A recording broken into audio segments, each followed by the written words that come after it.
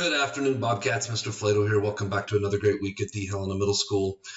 Today's Bob lesson, brand new material coming at you with today. And this material really has been inspired by, more than anything, last 12 years of being a school counselor and seeing kids when they get into 7th grade, get into 8th grade. And one of the things that I feel like a lot of times is really missing is kids that don't have a vision or don't have a goal of what they want for their life or where they want their life to head to. We've got several different groups, types of kids in our building.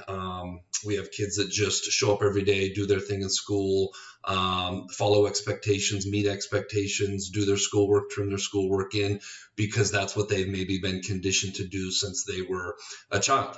We have other kids that do it because they do have goal, vision, something they want to accomplish, somewhere they want to get to in their life.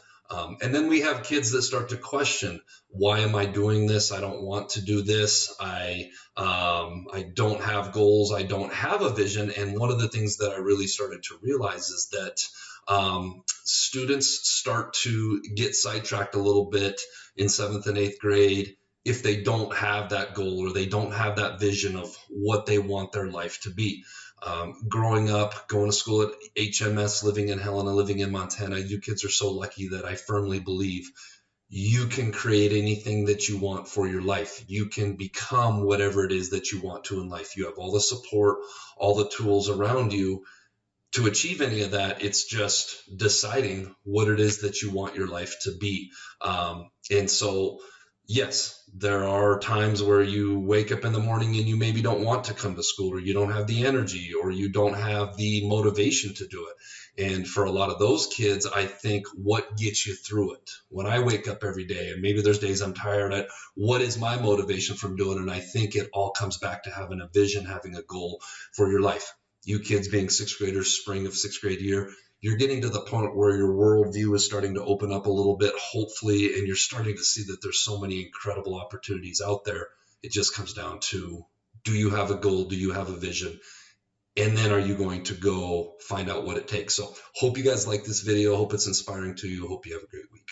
All right, let's get rocking and rolling on this week's Bob lesson. I'm naming this The Importance of Creating a Vision. That vision would be for your life, obviously. But first, let's be our best this week at HMS. Let's be Bob. Let's be safe. Let's be responsible. Let's be respectful. Let's be a learner. Them don't even have long-term goals. I used to think it was a silly waste of time to think about a vision for my life. Who does that? It seemed too touchy-feely, too Tony Robbins-ish. But then, as I started learning how to change my life and my habits, I realised something. People avoid creating a vision for their lives because they believe the exercise is futile. Why make a vision when it's impossible to accomplish these things anyway? I've also noticed something over the past several years. The most interesting, accomplished people I know all have a vision for their lives. They seem to know what comes next, like they've seen the future. On the other hand, people I meet or know who are stuck and have that hopeless look in their eyes, like they're just passing time in life without joy or aspiration. Those people don't have a vision. In fact, many of them don't even have long-term goals. This was painfully clear at my recent high school reunion. Does having a vision make you better able to change your life? Or does being able to change your life make having a vision possible? Being able to change your life and having a vision for it are the yin and yang of living a great life. They're interdependent and complementary of one another. One will jumpstart the other. Find the motivation to change your life and you'll be able to create a vision for it. Or create a vision for your life and then learn how to change it. What's the difference between a life vision and long-term goals? Goals are individual experiences and accomplishments you strive for. A vision is the bigger picture. Your life's vision defines who you want to be, what do you want to be known for, and the set of experiences and accomplishments you aim for. Your vision helps define the goals by giving you a framework to evaluate those goals. Your vision becomes your why. Your vision should aim to answer questions like, what life do you want to have lived at age 20, 30, 40, 50, 60, 70 and 80? What kinds of people do you want to be surrounded by? What do you believe you're capable of in life? What are the greatest things you could accomplish, given the right circumstances, resources and motivation? What do you wish you could change about the world? What could you contribute to the world that would make you feel proud and content? When you die, what would you want people to say and remember about you? In fact, start by answering those questions and your vision should be easy to create. How to create your life's vision. First, you need to identify what matters in life. This is where that college philosophy class should come in handy. You need to go deep and existential here. What is the real meaning of life? How should you live your life? Your answer to what matters in life won't be perfect, and that's okay. The point is to put a stake in the ground to work towards, and you can change your answer whenever you review your life's vision. Regardless of your answer, there will be things you want to do or be, and there are resources needed to support those experiences and accomplishments. Next, make a list of the categories of things that matter to you. Here are the categories currently on my list: health, exercise, diet, mindfulness, perspective, ability, skills, knowledge, character, relationships, curate and cultivate them, time, using what time you have wisely, wealth, creating the value necessary to support goals, experiences, accomplishments, contentment, being happy with who you are, perhaps the ultimate goal. Your list can and should look different. It's all about what matters to you and what you want out of your brief time on this planet. Now, for each of your categories, write down what you want or need from each.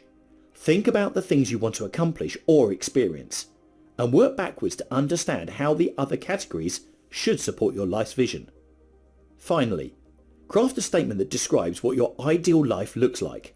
I know, it might seem cheesy, but this entire exercise can be incredibly fun and rewarding. I just refreshed my life's vision while on vacation in Hawaii for 10 days.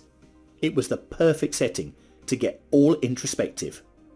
Your vision statement will consist of an overall description of your ideal life, combined with a list of areas that matter most, and high-level goals for each area. What's next? If all you do is this exercise, you will likely see some benefits, as your vision will stick in the back of your mind and you'll unconsciously work towards it. However, if you want the best chance of making your vision happen, you'll need to go further. You need to build a system for yourself, where you review your vision and goals regularly and update your action plan for accomplishing those goals.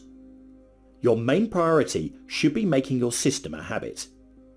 Something that you do no matter what, that you don't have to think about or remind yourself about. Start with calendar reminders and task list items, and build life planning time into your daily and weekly routines until it becomes habit. All right, I saw that YouTube video and thought that it fit perfectly great, laid a great foundation for thinking about your vision. And so I wanted to expand on that a little bit, and we're not going to do this formally, but something, if you're into this, something to think about. Write down a statement that describes what you living your ideal life would look like at each of the following ages. How about this time next year? Setting a vision, setting a goal for this time next year, what would it look like? And then looking at mid-high school, sophomore, junior year of high school, 18 years old when you're an adult and you're out on your own. And again, school is preparing you for the adult world. And then 25, 35 years old, 50 years old, 70 years old, and write down a statement of what you would like your life to look like. And to kind of help, I grabbed a few of the different categories that you can break your life down into, and expanding on some of these at every grade level or every age level of happiness. What would make you happy and content? What would that look like? What would other people think? Health. What would your health look like? What are some goals you need to do to be healthy? What would your wealth status look like? Obviously, that's making, when you're an adult, having a job, doing some of those things, maximizing and developing your natural abilities, if that's important to you. Relationships, what do your relationships look like? Time, how much free time do you have? What are some experiences that you would like to have and incorporate into your life? Any accomplishments? And then I think maybe the most important one is purpose. Again, the point of this activity is for those days that it's tough to get up, for those days that you question what's going on in life, why do we have to do this? And also, as you get a little bit older, I see this all the time, and I didn't do a good enough job in the intro, but there are also lots of traps coming up in life, lots of things that you can get sidetracked with, lots of things that I see kids get caught up with. And I really believe that if you don't have a vision, if you don't have goals, if you don't have a reason to do the right things in life, it gets easier to get caught up in some of those traps. So identifying what your vision is, identifying what it is that you want for your life, I think it's so critically important. All right, here we go on this week's Jelly Bean Question of the Week winners. We've got Tyser James, Cash Neal, Sadie Murray, Nolan Drake, and Timothy Wilkins. The question was something along the lines of what goes up and down but stays in the same spot, and the answer was stairs or an elevator. This week's Jelly Bean Question of the Week: what can go through a glass window without breaking it?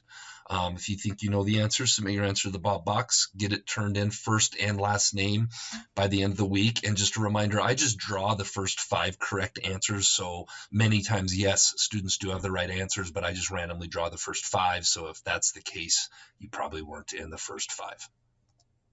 All right, Bobcats, let's make it a great week at the Helena Middle School.